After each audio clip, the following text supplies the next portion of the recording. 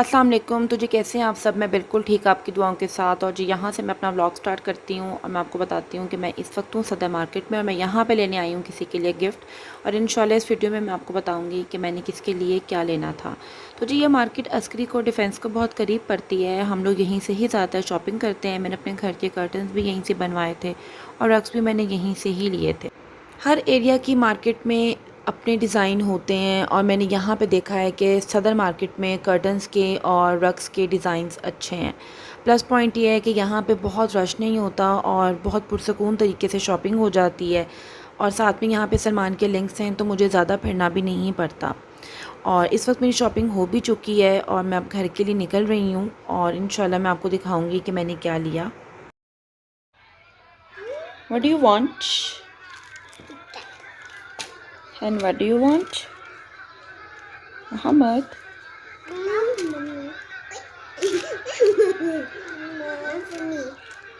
No, it's mine.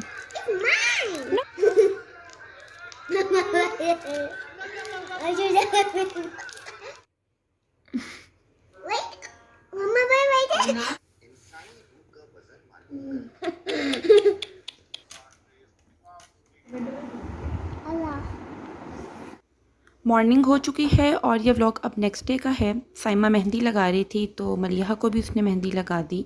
तो वैसे तो मैं बच्चों को मेहंदी नहीं लगाने देती क्योंकि इसमें केमिकल्स होते हैं और ये हमारी स्किन को ख़राब कर देते हैं। तो बच्चे की स्किन तो वैसे ही बहुत सेंसिटिव होती है।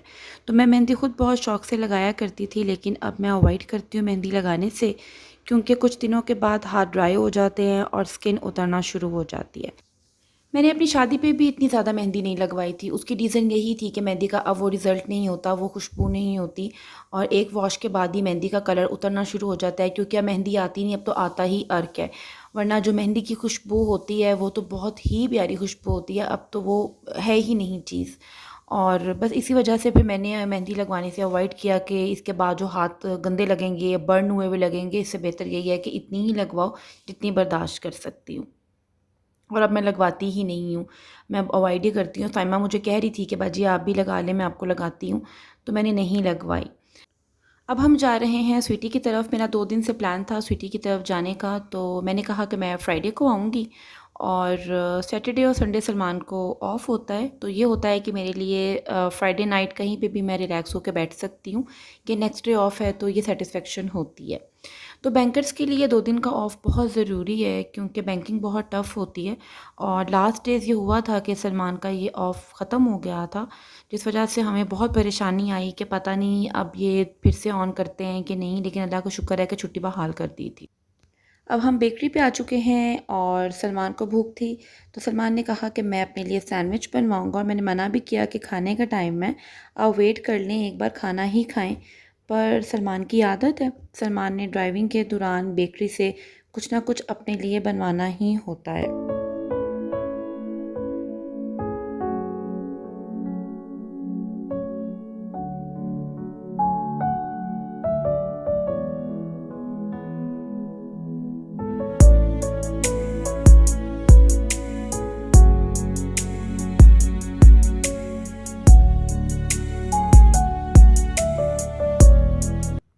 अब मैं स्वीटी की तरफ आ चुकी हूँ और वो खाना बना रही थी, तो फिर मैं भी किचन में ही चली गई। और माशाल्लाह से जी आपको पता है कि स्वीटी बहुत अच्छी कुकिंग करती है और बहुत मज़े की उसने बिरयानी बनाई हुई थी, कोरमा बनाया हुआ था। स्वीटी कुकिंग शौक से करती है, बस एक मैं ही हूँ जो भागती हूँ कुकिंग से। बस इस दौरान हम लोग बातचीत भी कर रहे थे और मुझे बहुत अच्छी फ्रेगनेंस आई, तो मैंने पूछा कौन सा परफ्यूम लगाया हुआ है। तो बस हम रूम में बातें करते दौरान आ गए और वो अपना परफ्यूम मुझे दिखा रही थी और दोनों मेरे जो बच्चे हैं वो आके स्वीटी की ड्रेसिंग टेबल के आगे खड़े हो जाते हैं। घर पे मलिहा को मैं ड्रेसिंग टेबल के पास बिल्कुल भी नहीं आने देती, लेकिन आपको पता है कि बच्चा बाहर आने के बाद ख़ासकर उसकी खाला हों या फूफो हों, तो वो ज़रा बच्चे को किसी भी चीज़ से रोकती टोकती नहीं है और ना ही वो मुझे मना करने देती हैं। तो बस वो खड़ी होकर कॉस्मेटिक को यूज़ करने की कोशिश कर रही होती है, फिर मोहम्मद भी उसे देख के खड़ा हो जाता है। बस इस दौरान ज़ईम और ममा आ जाते हैं और मेरे लिए सरप्राइज़ था। ज़ईम दरअसल ममा को पिक करने के लिए गए हुए थे। मम्मा को देखने के बाद मलिहा और मोहम्मद बहुत एक्साइटेड हो गए थे और मोहम्मद तो मम्मा के पास से हट ही नहीं रहा था। जब मम्मा मलिहा को आवाज़ देती थी तो मोहम्मद भाग के मम्मा के पास आ जाता था कि मैं तो यहाँ से नहीं जाऊँगा। तो बस जी, ये माशाल्लाह से बच्चों का प्यार है और मेरे बच्चे दोनों ही अपनी नानी और दादी के साथ बहुत अटैच हैं।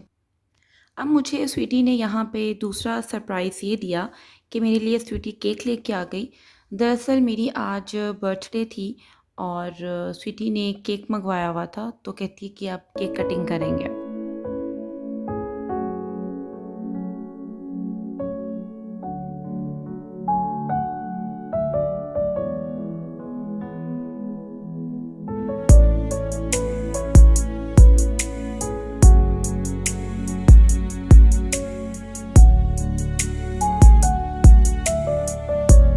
करे तो फिर क्या करें, तेरे बिन कैसे जिए। आँखों में प्यार लिए, बोलो कहाँ कहाँ फिरे। ओ सजनी पास बुलाओ के दिल आज टूटा है, आज टूटा है।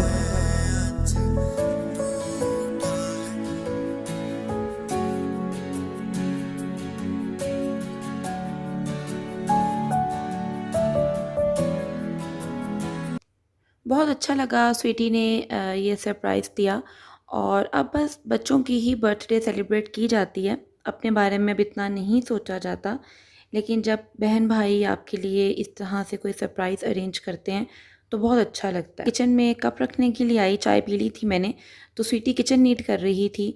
तो यही आदत मेरी भी है, जब मेहमान बैठे होते हैं उसी दौरान ही मैं अपना पूरा घर नीट कर लेती हूँ, करवा लेती हूँ और हेल्पर के साथ लग जाती हूँ।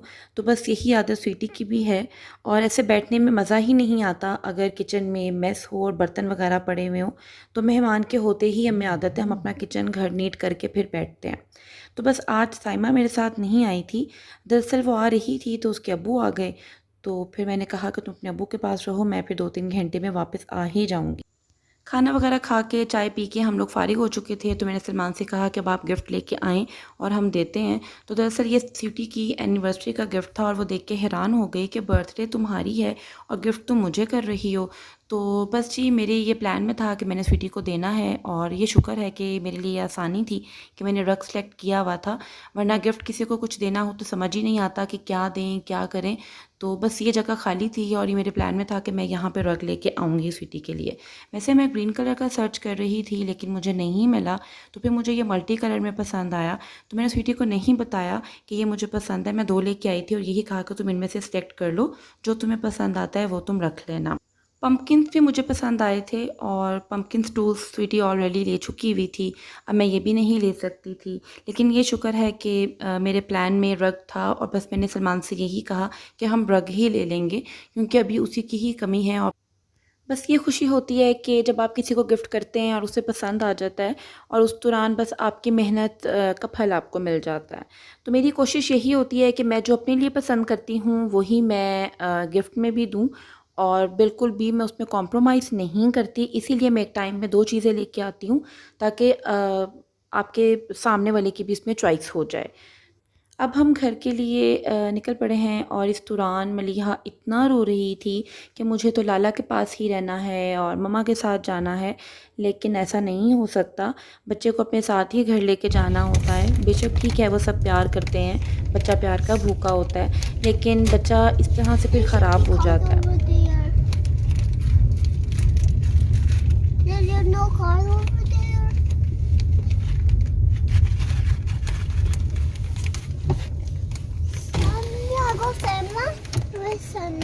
बस ये big toys over there. I want this one. Will you please give me the cup? कौन Now लेनी है? the- वालेकुम यार, मुझे कौन आइसक्रीम खिलावा सर। बस थैंक यू, एक बनी। Then you have you take all and you go. बस आइसक्रीम का नाम सुन के ही मलिहा खामोश हुई थी और अब आप मुझे कमेंट बॉक्स में बताइएगा कि आपको आज का व्लॉग कैसा लगा। और अब आप मुझे इजाज़त दीजिए और इंशाल्लाह मैं नेक्स्ट वीडियो आपके साथ बहुत जल्द अपनी लेके आती हूँ। तब तक के लिए दुआ में याद रखिए। अल्लाह हाफ़िज़।